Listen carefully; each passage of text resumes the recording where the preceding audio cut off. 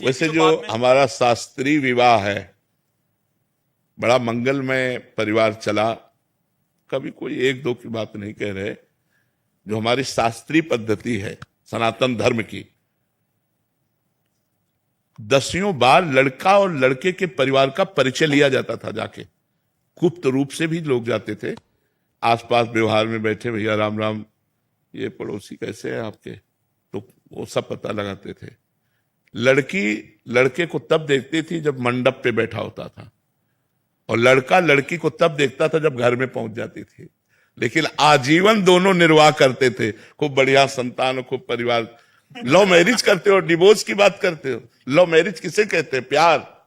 अगर एक बार तुम्हें प्यार करके स्वीकार किया तो आजीवन तुम्हारा निर्वाह करे, फिर किसी और की तरफ न देखे। नहीं, गांव में डिवोर्स, अरे शाम तक पति पत्नी में अगर दिन सुबह लड़ाई हुई तो शाम तक फिर खा पी के मिलकर डिवोर्स शब्द कहा है सर।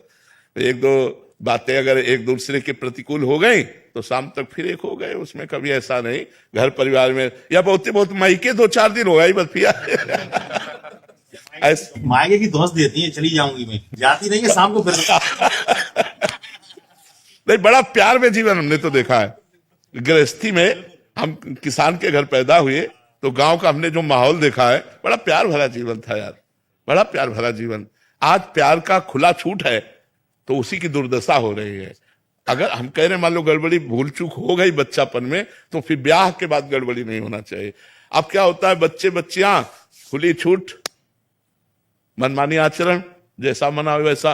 तो ब्याह में बंधन में बंधने के बाद भी खुली छूट, वो उधर वो उधर उधर, तो सब गृहस्थी। थोड़ी सी प्रतिकूलता मिलने पे फिर उसकी याद आएगी, फिर वहीं जाएंगे। हाँ, वो सब बड़ी मर्जी प्रश्न आते रहते हैं बहुत सारे। हाँ, अब ये ऐसी समस्या है कि बिना धर्म का आश्रय लिए इस समस्या का समाधान नहीं हो सकता। हमारे शास्त्र जो भरे पड़े हैं, देखो कितना प्यार भरा जी। अरे भाई, अपने पति की आराधना करके भगवान को 6-6 महीने के बालक बना दिया अनसुईया जी ने। जब परीक्षा लेने गए ब्रह्मा विष्णु महेश, तो 6-6 महीने का बालक बना दिया अनसुईया जी ने। जल लिया हाथ में, कहा मन वचन कर्म से अपने पति को भगवान मानती हूं, तो मेरे पातिव्रत धर्म से प्रभावित होकर तुम तीनों भगवान 6-6 महीना हो गए। वो हमारा भारत देश है जहां अपने पति के बल से भगवान को 6-6 महीने के बालक बना दिए। यहाँ boyfriend girlfriend live in relation, ये भाई। लेकिन आप खुद देख लो कि आप लोगों के चरित्रों का परिणाम क्या हो रहा है कि लव मैरिज करने के बाद, माता पिता परिवार का त्याग करने के बाद तुम्हारे पास जो लड़की आई है उसके साथ तुम कैसा व्यवहार कर रहे हो, या जो अपने परिवार से द्रोह करके लड़का तुम्हें जो समर्पित हुआ उसके साथ कैसा व्यवहार हो रहा है। दोनों का अगर प्रेम विवाह हुआ है तो हमें लगता है आजीवन क्यों नहीं होना चाहिए, क्योंकि पसंद से हुआ है। लेकिन वो प्रेम विवाह प्रेम के लिए नहीं हुआ था, वो काम के लिए हुआ था। जब काम की पूर्ति में बाधा पड़ी तो इधर उधर फिसलने लगते हैं, फिर पूरा परिवार नष्ट हो जाता है।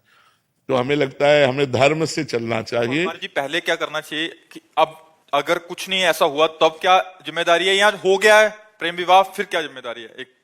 देखो एक बात बताएं, जब कैंसर हो जाता है ना, तो चाहे जितने कीमो लगवाओ और चाहे जितना बड़ा ऑपरेशन करो, वो 1-2 साल में धोखा फिर दे ही देता है, नहीं दे देता है। ये कैंसर की तरह बीमारी है काम।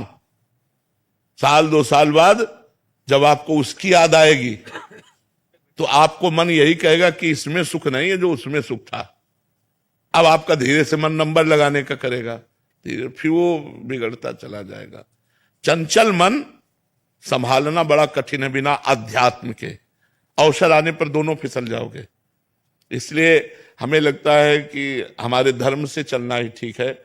ये जो नई पद्धति चली है इसमें ठीक नहीं है, इसमें ठीक नहीं है। अगर हम धर्म से देखो, बड़े बड़े साधु महात्मा, चूक हो जाती है तो फिसल जाते हैं।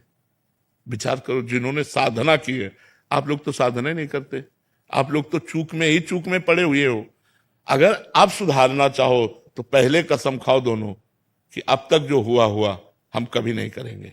अगर ये कसम खा के ब्याह हो, आज से हम दोनों के दोनों हैं, कभी हम किसी को स्वीकार नहीं करें, बहुत बढ़िया यार जीवन चल जाए।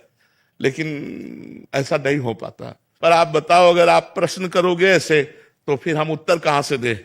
उत्तर यही देंगे कि आप गलत हो, आप सुधार करो, आप धर्म से चलो। हमारे बच्चे हमारी बच्चियां यदि धर्म से चलेंगे तो गृहस्थी बहुत बढ़िया बनेगी जाके। और अगर अधर्म से चलोगे तो गृहस्थी बढ़िया नहीं बने।